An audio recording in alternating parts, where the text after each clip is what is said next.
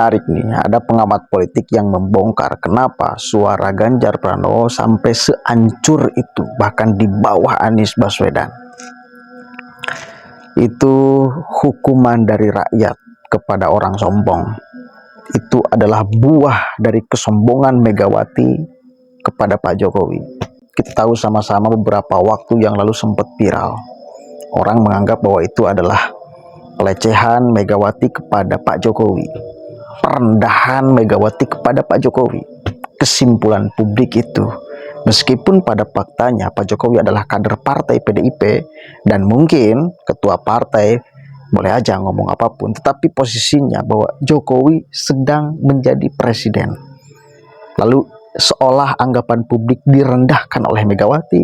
Nah, ini waktunya untuk masyarakat menghukum calon yang didukung oleh PDIP, yang diusung oleh PDIP. Ini membuktikan, membatalkan ucapan Megawati yang mengatakan bahwa Jokowi tidak ada apa-apanya tanpa PDIP. Kita coba cek nih, menarik sekali pengamat ini, rinci banget. Pak Jokowi gue udah ngono lho, mentang-mentang. Lah iya, padahal Pak Jokowi kalau nggak ada PDI Perjuangan juga, aduh kasihan dah.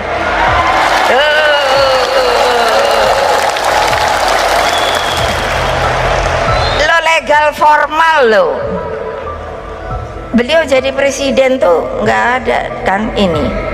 Legal formal diikuti terus kan sama saya. Aturannya, aturan mainnya. Karena mereka takut kalah, dan iya, mereka pasti kalah oleh kita di dalam satu putaran. Sanggup apa tidak? Awas kalau bohong loh. PDI Perjuangan tidak belajar pada masa lalu. Apa itu? PDI Perjuangan pernah dikalahkan oleh SBY karena sikapnya yang jumawa, arogan, tinggi hati. PDI Perjuangan ini kok kayak nggak ngerti. Makanya dikatakan oleh Bambang Pacul, orang baik itu jangan disalahkan. Dan perlu pahami, masyarakat kita itu tidak suka orang arogan. Dan ini membuktikan Jokowi seorang diri bisa mengalahkan satu organisasi partai politik. Prabowo Gibran unggul, perolehannya sekitar 59-58%. Namun yang kemudian ingin saya tanyakan pada Bang Efriza, bagaimana kemudian suara Ganjar Mahfud ini sangat buncit sekali, tidak sampai menyentuh 20%, Bang Efriza? Iya. Jadi ada hal-hal yang saya rasa PDI Perjuangan tidak belajar pada masa lalu. Apa itu? PDI Perjuangan pernah dikalahkan oleh SBY karena sikapnya yang jumawa, arogan, tinggi hati, dan sikapnya yang mengatakan, misalnya waktu itu adalah Pak SBY dikatakan jenderal tapi yang tak kanak-kanak, ataupun jenderal yang kurang dekat dengan masyarakat, ataupun dalam hal politik kurang keren lah, seperti itu. Namun yang patut untuk dipahami adalah ketika hal itu dilakukan sama dengan Ganjar Pranowo, dilakukan sama apa yang dikeluarkan oleh retorika maupun komunikasi politik atau bahasa politik dari PDI Perjuangan terhadap Pak Jokowi maupun terhadap Pak Prabowo di debat Capres, ini yang menjadi blunder. Apa yang menjadi blunder? Mereka tidak memahami. Pola di Indonesia adalah ketika seorang presiden terpilih sekali, kecenderungan terpilih kedua itu akan tinggi kalau memang ia memuaskan masyarakat. Itu dibuktikan dari SBY kepada Jokowi. Dan yang kedua adalah ini yang tidak dipahami. Masyarakat selalu mengkritisi 2 periode kepemimpinan seorang calon. Nah, ketika masyarakat mengkritisi kepemimpinan seorang calon, ini juga yang tidak dipahami oleh PDI Perjuangan, bahwa yang dikritisi itu adalah ternyata Jokowi baik. kepuasannya masih tinggi. Tapi yang dikritisi adalah kerecokan, merecoki sikap ambigu dari PDI Perjuangan. Dia yang memerintah, dia mengajukan Pak Jokowi, tapi dia menyerang pemerintah. Dia yang menetapkan misalnya bansos di parlemen karena suaranya tertinggi, dia yang punya perolehan suara tertinggi, dia minta dibatalkan atau minta ditunda. Dia pula yang membuat undang-undang pemilu yang disepakati bersama antara presiden dengan DPR RI, walaupun memang dalam prosesnya kalau presiden menarik ya sudah, tidak bisa.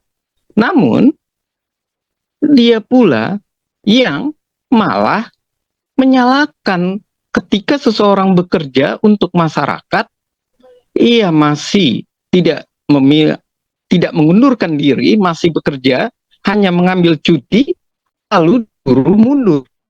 Dan ini adalah suatu fenomena-fenomena yang masyarakat menilai, kenapa ini dengan PDI Perjuangan?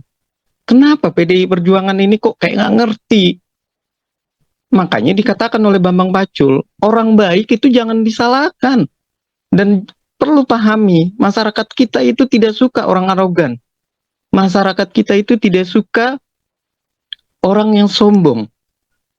Itu terbukti, Pak Prabowo itu 2 kali, bahkan 3 kali, dia kalah. Tapi lihat saat ini, ketika dia merubah sikapnya, dia merubah perilakunya, dia terpilih. Apa yang dikatakan oleh Ganjar saat di terakhir debat, itulah yang merusaknya. Ia malah bilang bahwa muka diktator, ia mengatakan orang yang otoriter, ia juga mengatakan bahwa dalam tanda kutip ataupun hal yang nyata tanpa tanda kutip sebagai, mohon maaf, kasus Trisakti, kasus 98. Dan inilah yang menggugah masyarakat, malah balik menghukum PDI Perjuangan. Karena mereka tidak tahu bahwa mereka sedang dikritisi, akhirnya dihukum. Oke, rasional ya? Ya, sangat rasional. Saya sepakat. Itu adalah hukuman dari masyarakat kepada orang sombong. Jujur aja, saya salah satu orang yang ketika Megawati mengkritik ibu-ibu pengajian itu ya, salah satu orang yang teriak kencang urusan itu. Dan gayanya itu loh, gaya Megawati yang orang lihat itu, oh sombong betul ya orang ini. Karena pada dasarnya partai politik itu atau ketua partai politik itu kan butuh rakyat. Pada dasarnya itu loh, butuh rakyat nih, butuh rakyat. Tentu ketua partai politik mesti paham karakteristik masyarakat, mesti paham dong.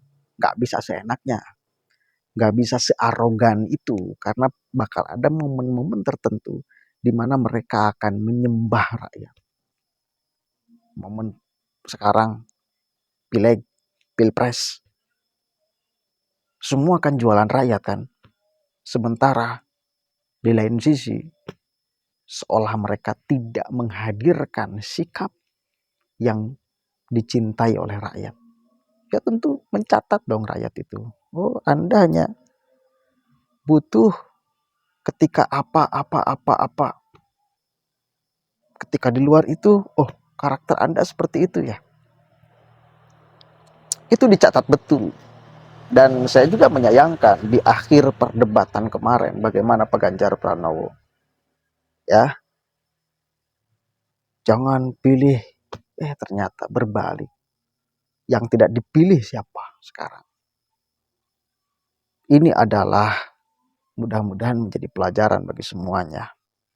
Hati-hati. Hati-hati. Ada pengadilan rakyat tertinggi. Ada hukuman tertinggi. Hukuman sosial. Hukuman sosial itu adalah hukuman tertinggi bagi saya. Dibanding di penjara dan lain sebagainya, lebih malu dihukum secara sosial. Dan mungkin sekarang rakyat sedang menghukum secara sosial terhadap orang yang diusung oleh partai yang ketua umumnya sombongnya luar biasa.